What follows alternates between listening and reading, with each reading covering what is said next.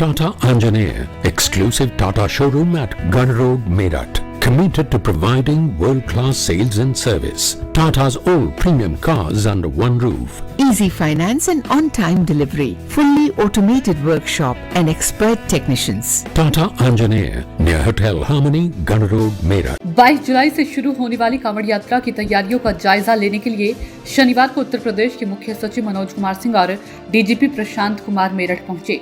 दोनों वरिष्ठ अधिकारियों ने 4 राज्यों के अधिकारियों के साथ ट्रैफिक और सुरक्षा को लेकर कमिश्नरी सभागार में बैठक कर कांवड़ यात्रा की तैयारियों को अंतिम रूप दिया। समीक्षा बैठक के बाद दोनों अफसर ओघड़नाथ मंदिर पहुंचे। वहां पर उन्होंने जलाभिषेक किया। डीजीपी प्रशांत कुमार ने प्रेस कॉन्फ्रेंस कर बताया कि उत्तर प्रदेश और उत्तराखंड पुलिस प्रशासन कई दिन से कांवड़ यात्रा की तैयारी में लगा हुआ था। डीजे की ऊंचाई और आवाज नियमित रूप से रखने के लिए स्थानीय जिला प्रशासन के अधिकारियों को सख्त निर्देश दिए गए हैं। विद्युत विभाग की लाइन कांवड़ मार्ग पर शिविर में सुरक्षा के इंतजाम, साफ सफाई के निर्देश दिए गए हैं। बैठक में फैसला हुआ कि कांवड़ यात्रा में इस बार देशभक्ति को ज्यादा फोकस किया जाएगा। बम भोले के साथ तिरंगा झंडा भी कांवड़ यात्रा पर नजर आएगा। उसके लिए कांवड़ियों को प्रेरित किया जा रहा है। बताया गया कि सुरक्षा के मद्देनजर कांवड़ मार्ग पर सीसीटीवी कैमरे लगाए गए हैं। ड्रोन से भी निगरानी होगी। इसके अलावा हेलीकॉप्टर से भी श्रद्धालुओं के ऊपर पुष्प वर्षा के साथ साथ सुरक्षा की दृष्टि से निगरानी भी होगी। मुख्य सचिव मनोज कुमार ने बताया कि कांवड़ मार्ग पर खामियों को दूर करने के लिए प्रशासनिक अफसर को आदेश दिए गए हैं। साथ ही पुराने हादसों से सबक लेकर उन पर काम किया जाएगा ताकि दोबारा ऐसी घटना न हो। कमिश्नर सभागार में मीटिंग के बाद मुख्य सचिव मनोज कुमार सिंह और डीजीपी प्रशांत कुमार ओघड़नाथ मंदिर पहुंचे। वहां पर उन्होंने जलाभिषेक किया। इस दौरान ADG Meerut zone DK Thakur, आयुक्त मेरठ मंडल Selva Kumari J, IG range Nachiketa Jha, DM Deepak Meena, SSP doctor Vipin Tada, नगर आयुक्त अमितपाल शर्मा आदि अधिकारी मौजूद रहे।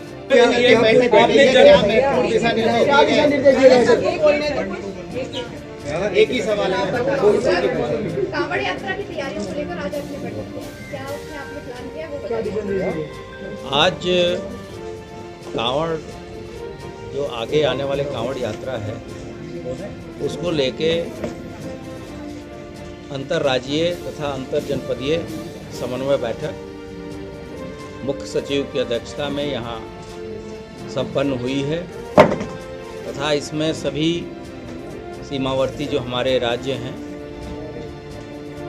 उनके वरिष्ठ अधिकारीगण यहाँ आए थे तथा हमारे जो जनपदीय अधिकारी थे वो ऑनलाइन जुड़े थे।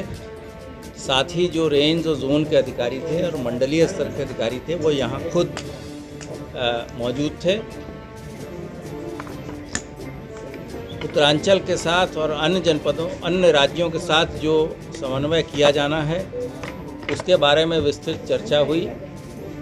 ट्रैफिक को किस तरह से रेगुलेट करना है तथा जो श्रद्धालु आएंगे उनकी इस धार्मिक आयोजन को कितना सुगम और कितना सफल बनाया जाए, प्रशासनिक और सुरक्षा व्यवस्था देके इसके बारे में विस्तृत चर्चा की गई।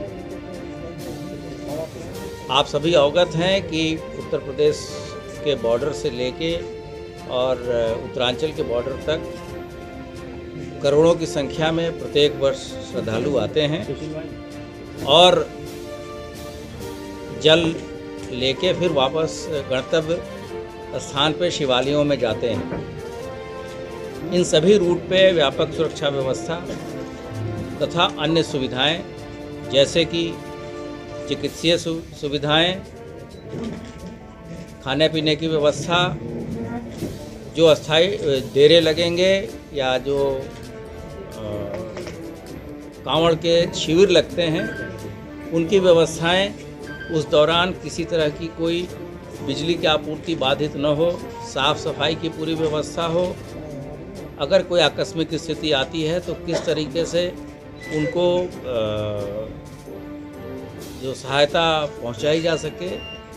यहाँ के जो चिकित्सालय हैं इत्यादि में दवा इत्यादि की व्यवस्था, हमारी जो इमरजेंसी रिस्पांस व्हीकल्स हैं उनके व्यवस्थापन के बारे में, इन सभी बिंदुओं पे विस्तृत चर्चा की गई है और ये निर्देश दिए गए हैं कि जो भी काम बचे हैं उसको वरीयता पे पूरा किया जाए तथा आने वाले कांवड़ यात्रा को अन्य वर्षों की भांति ही सुगम तरीके से संपन्न कराया जाए।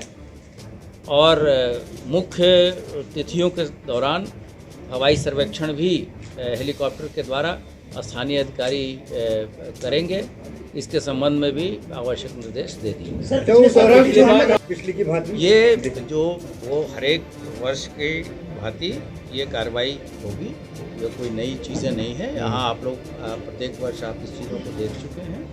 और जहाँ तक डीजे की हाइट के बारे में है, वो भी सभी आयोजकों अन्य प्रदेशों को बताया गया है कि डीजे की हाइट और वॉल्यूम इतना न हो जिससे कि कोई घटना या दुर्घटना हो।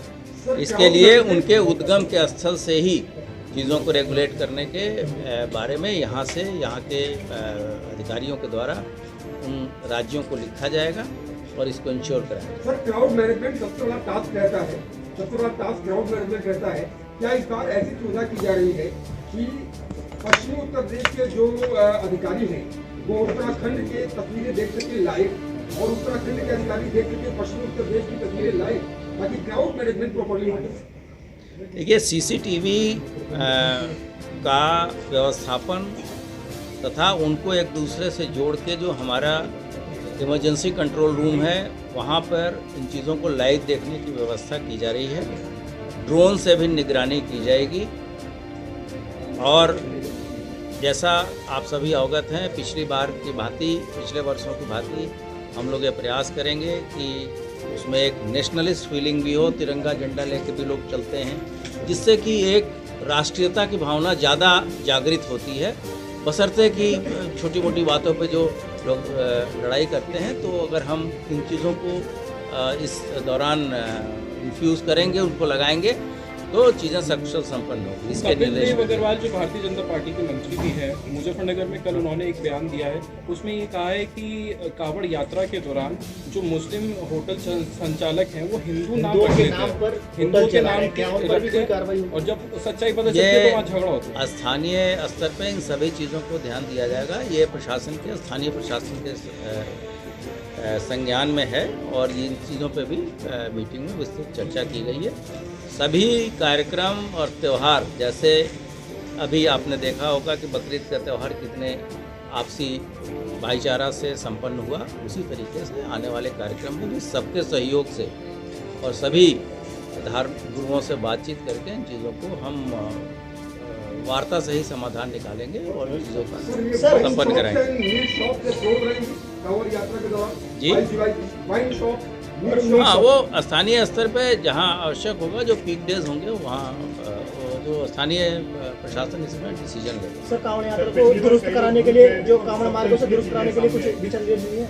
हाँ, वो मुख्य सचिव महोदय ने सभी जो जितने भी रोड्स हैं उनके प्रॉपर मेंटेनेंस के लिए और वहाँ सभी तरह की सुविधाएं देने के निर्देश दिए हैं, जिससे कि सारा ये यात्रा सकुशल संपन्न। सीएस साहब, आप बता दीजिए। जो कांवड़ यात्रा में भाग लेने के लिए करोड़ों की संख्या में श्रद्धालु आएंगे, सरकार उनको केंद्र में रखते हुए, उनकी सुविधाओं को केंद्र में रखते हुए सारी व्यवस्था बना रही है। चाहे वो अच्छी सड़क हो, सैनिटेशन की व्यवस्था हो, पेयजल की व्यवस्था हो, उनके कैंप की व्यवस्था हो। ये चूँकि एक परंपरागत तरीके से होता रहा है, तो हमें और प्रशासन को मालूम है कि कहाँ और किस तरह की कठिनाइयाँ इसमें आती हैं, किस तरह के एक्सीडेंट्स होते हैं। उन सभी चीज़ों को ध्यान में रखते हुए सिर्फ अपने स्टेट के ऑफिसर्स ही नहीं, बल्कि आसपास के उत्तराखंड, हरियाणा, राजस्थान, दिल्ली, इन सभी के ऑफिसर्स ने इस बैठक में भाग लिया और सभी को ये बताया गया है कि कैसे आप डीजे की हाइट को रेगुलेट करने के लिए काम करेंगे, कैसे ये सुनिश्चित करेंगे कि आपके यहाँ से जो भी कांवड़ यात्री आ रहे हैं उनके पास कोई ना कोई आईडी हो।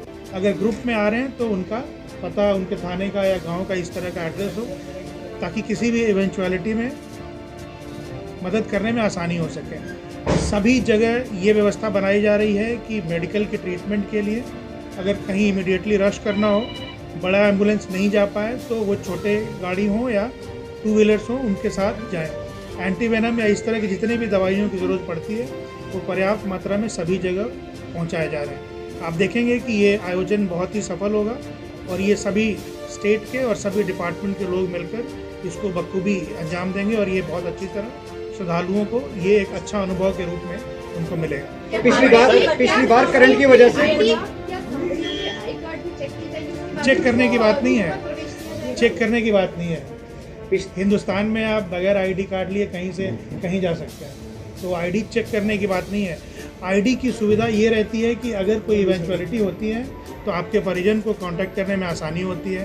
दिक्कत क्या सर कांवड़ियों को अपनी पिछली बार प्रशासन के लिए दिखाना पड़ेगा, बताना पड़ेगा कि कांवड़ लेने जा रहे हैं, इस तरह नहीं, कैसे आईडी का प्रूफ दे पाएंगे प्रशासन? ऐसा कुछ नहीं इस तरह के है, कोई ऐसा कुछ नहीं है। कितना पिछली बार करंट लगने की वजह से कांवड़ियों की मौत हो गई थी, ये इस बार मैंने आपको जिला प्रशासन ने बहुत अच्छे से करके संभाला, लेकिन मैंने आपको बारिश भी होती है, खंबे भी मैंने आपको बताया कि ये रिपीट होती हैं चीज़ें। एक्सीडेंट्स क्या है, ड्राउनिंग के केसेस मिलेंगे, इलेक्ट्रोक्यूशन बिजली की केसेस मिलेंगे आपको, कैंप गलत जगह पे लग गया, गाड़ी आ गई, एक्सीडेंट हो गया, कोई आदमी सो रहा है गाड़ी के नीचे, गाड़ी चल पड़ी। ये चीज़ें पिछले कुछ सालों में आप देख सकते हैं कि वो रेकर करती हैं। तो ये बताया गया है सभी डिपार्टमेंट के ऑफिसर्स को कि आप पूरे कांवड़ के रूट पे इस नज़रिए से एक बार दौरा करिए, अगर नहीं किया है तो, और इन चीज़ों को आइडेंटिफाई करिए और उसको रेक्टिफाई करिए ताकि इस तरह के हादसे रिपीट नहीं हो।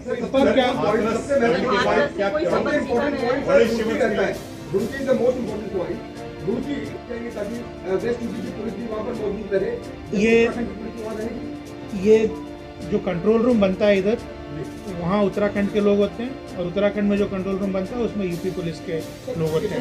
8 ऐसे कैंप बन रहे हैं जो कंबाइंड होंगे, जिसमें दोनों ही स्टेट के ऑफिसर्स एक साथ रहेंगे। व्हाट्सएप ग्रुप भी बनाए जा रहे हैं, एक सीनियर लेवल ऑफिसर्स के और एक थाने के लेवल के ऑफिसर्स के, ताकि लोग आपस में संपर्क में रहें और एक दूसरे से तेजी से कम्युनिकेट कर सकें।